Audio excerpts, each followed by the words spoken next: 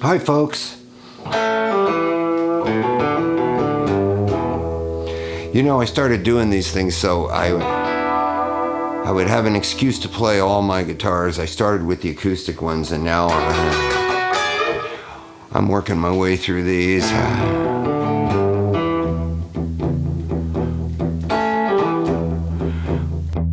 Back when the early ones, I was talking about names a little bit, and, you know,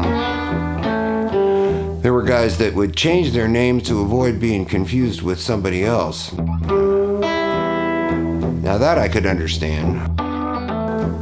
But then I started to come up against something else, which was guys who would take someone else's name on purpose.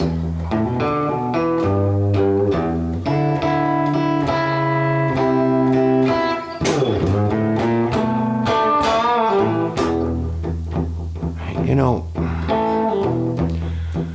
I started thinking about this because, you know, for a while I toyed with the idea of changing my own name. Weird as it sounds. You know, a lot of country guys and blues guys, they had cool names. And, you know, there was the Beatles and the Stones, but they used their own names, but they had a cool band name. So then I started to think, well, okay, I guess if you have a cool band name, you can keep your own name.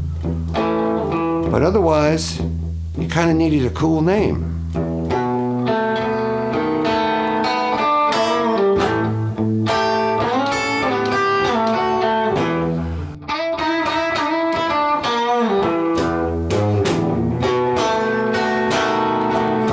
That was my thinking anyway.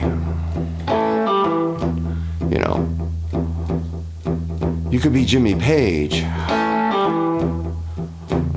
if you had a name like Led Zeppelin, or you could be Eric Clapton if you had a name like Cream.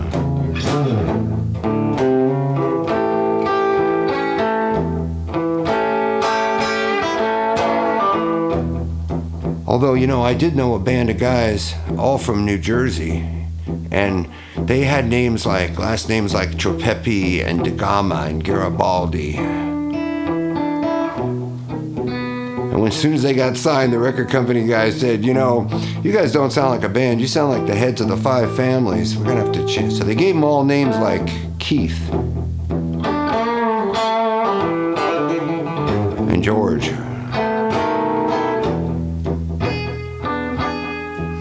And then there was Bob Dylan. His talks about how he chose his name in his book. It's pretty good. Sometimes the guys I played with would give me names, nicknames. One guy started calling me Shorty, you know, because we'd be on stage and he'd be kind of like, I guess this was kind of like the equivalent of calling the 300-pound guy Tiny, you know. But I was okay with that for a while. So I thought, Shorty Douglas.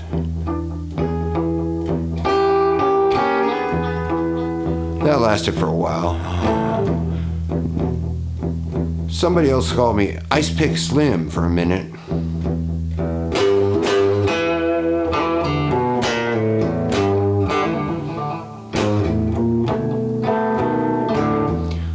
So I knew a lot of guys made up cool names, but after a while I started to notice that some of these blues guys would just use other blues guys' names. You know, I don't know, steal, borrow, whatever. And not just any name. You know, going back into the 30s, there was a great harmonica player, a pioneer of the blues harp named John Williamson, and he started to go by the name of Sonny Boy Williamson. Now, Sonny Boy Williamson is a pretty particular sounding name.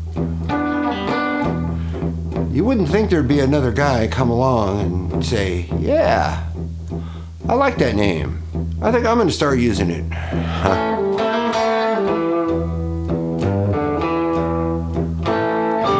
I mean, why would you take a name of a guy who's basically doing the same thing you are?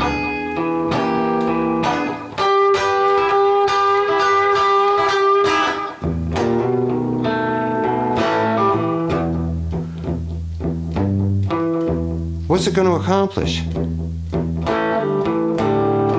Plus, in this case, the guy that took the name, his name was Rice Miller. And this really killed me because I thought, well, I know it's a nickname too, but Rice Miller is at least as cool of a nickname as Sonny Boy Williamson.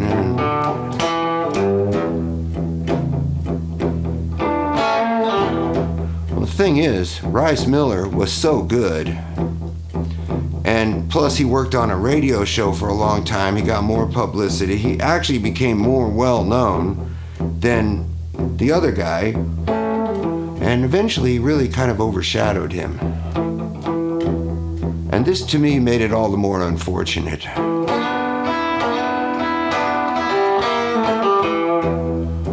You know, because doing this just created kind of a nasty sort of competition, you know?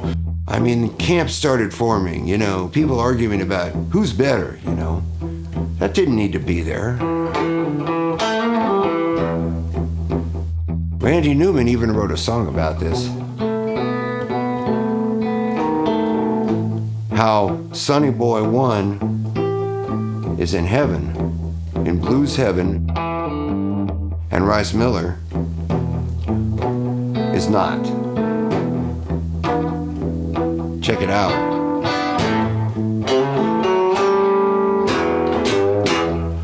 You know, when I was playing in North Beach, guy came up and asked if he could sit in one time. He said, "My name is Guitar Gable." I said, "Sure." 4-hour gig, you know, it meant a good break for me. And he was wild, you know, he ran around while he played, and crowd loved him. And he started following me around, you know, from club to club, and I'd got in the habit of featuring him.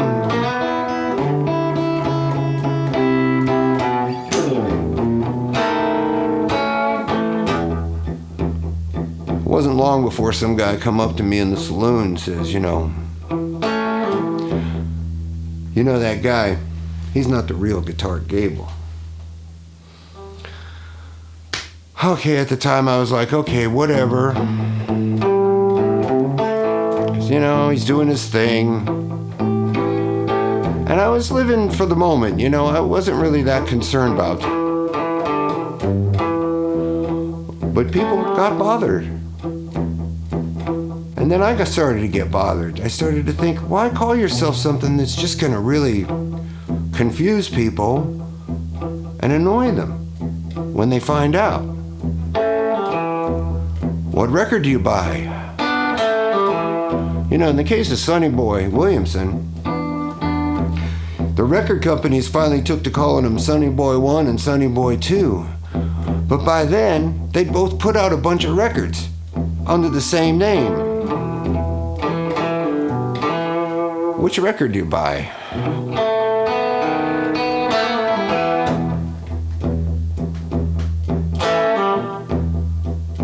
A few years later, I'm down in LA, and I was over at Jed's place, the Mint, on Pico. And there's a guy there calling himself Louisiana Red.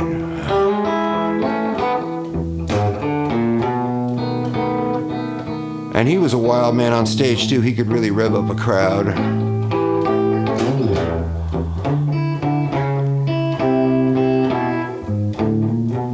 Wasn't long, some guy comes up to me and whispers, you know, that guy, he's not the real Louisiana Red. I'm like, oh geez, here we go again.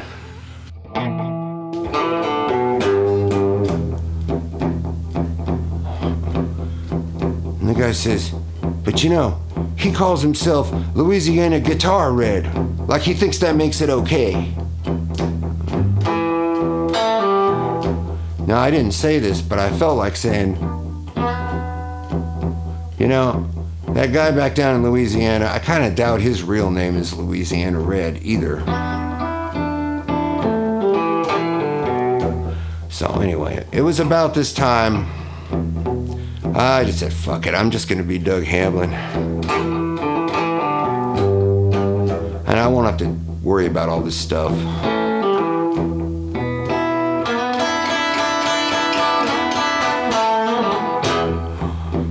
fast forward a few years, and along comes the internet. I'm on there one day, and I find out, hey, there's a Baptist preacher in Texas named Doug Hamlin.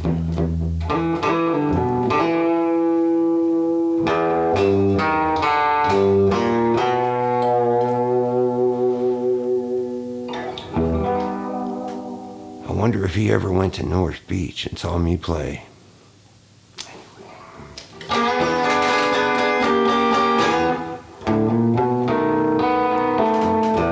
Well, anyway, that's my story for today. So, I just want to say, no matter what you decide to call yourself, please wear your mask.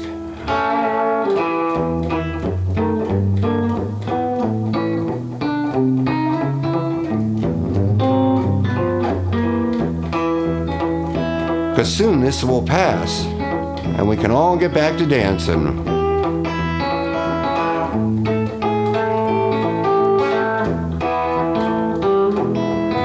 Bye for now.